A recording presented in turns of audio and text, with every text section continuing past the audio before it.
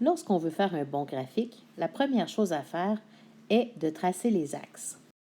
Je vais vous le démontrer avec un exemple qui ne se trouve pas dans votre cahier de notes au sujet d'une agence de taxi de l'ancienne Lorette. Ça peut être particulier à dire, mais oui, la première chose à faire, c'est bien de tracer deux axes. Un qui sera horizontal et un qui sera vertical. Je vous rappelle que les axes doivent avoir une flèche à droite et en haut. Pas partout, on ne fait pas une rose des vents. Il faut maintenant les identifier. L'axe horizontal, c'est l'axe des X. Les abscisses, l'axe vertical, c'est l'axe des Y, des ordonnées. Alors, c'est une chose d'écrire le X et le Y au bon endroit, mais il faut aussi écrire le nom de l'inconnu, ici nombre de kilomètres, et coût avec les unités lorsque c'est possible. Deuxième étape, réussi. Maintenant, la troisième étape, c'est de choisir le pas de graduation. Pour bien choisir, on va avoir besoin d'une table de valeurs qui est complétée.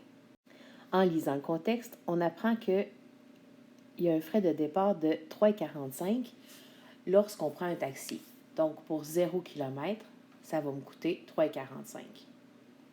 Ensuite, pour chaque kilomètre parcouru, ça va me coûter 1,70.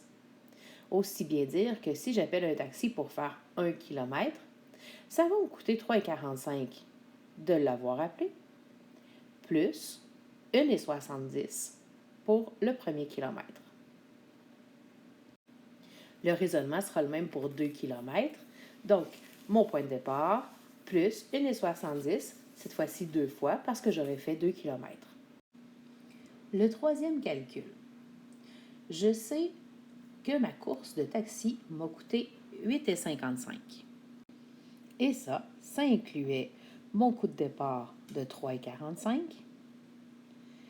plus un certain nombre de fois 1,70. J'imagine que vous devinez que pour trouver le nombre de kilomètres, je vais vous parler de calcul algébrique. Donc, le premier calcul, j'enlève le 3,45.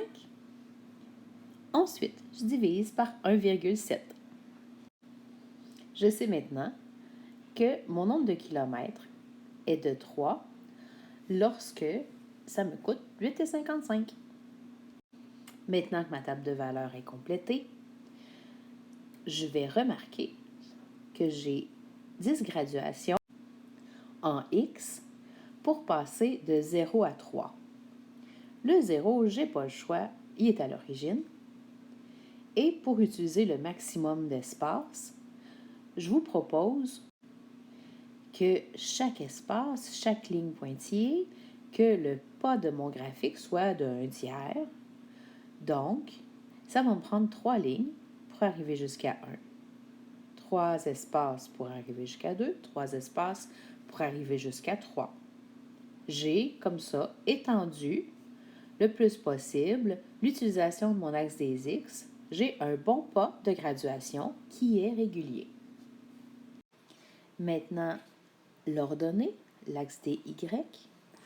Alors, j'ai encore 10 cases pour passer cette fois-ci de 3,45 à 8,55.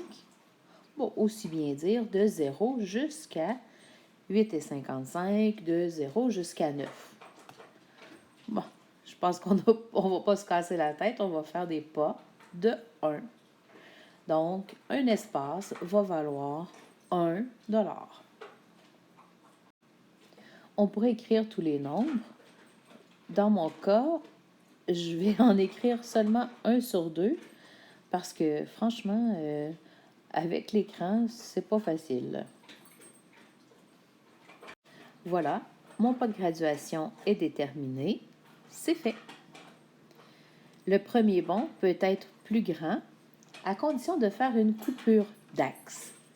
Sachez que je vais m'arranger pour que vous en ayez le moins possible à faire. Ce qu'on a tendance à oublier, le titre.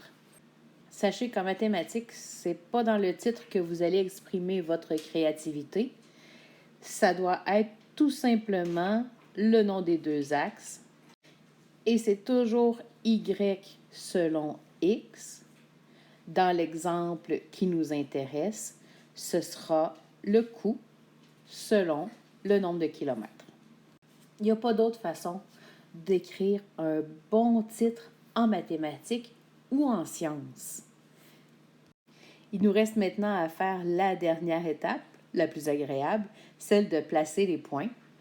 Sachez que vous devez en placer au moins 3. Vous pouvez en placer plus, mais minimum de 3. Ça nous permet de savoir si on va tracer finalement une droite ou une courbe. Les 3 points, on les prend dans notre table de valeurs. Donc, allons placer tout d'abord le point où le X vaut 0 et le Y 3,45. Ensuite, allons placer le point où le X vaut 1 et le Y 5,15. Et un autre point, ça me tente d'aller placer le point 3, 8,55. Ce qui reste à faire, c'est à relier les points. Ça peut donner une droite ou une courbe. Dans ce cas-ci, les 3 points sont bien alignés. Donc, j'ai donc une droite infinie à tracer. Mon graphique est bon et il est terminé.